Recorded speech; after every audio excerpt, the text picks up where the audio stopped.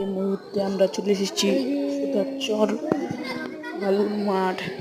এখন আমরা চারপাশটা ঘুরে ঘুরে দেখবো।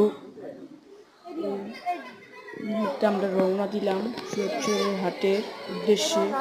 আমরা এসে পৌঁছালাম। দেখেন আপনারা কত রঙের গরু দেখতে পাচ্ছেন। আপনাদের যদি পছন্দ হয় তাহলে আপনারা গরু এখান থেকে বিক্রয় করতে পারেন। আমি ঠিকানাটা বলে দিচ্ছি।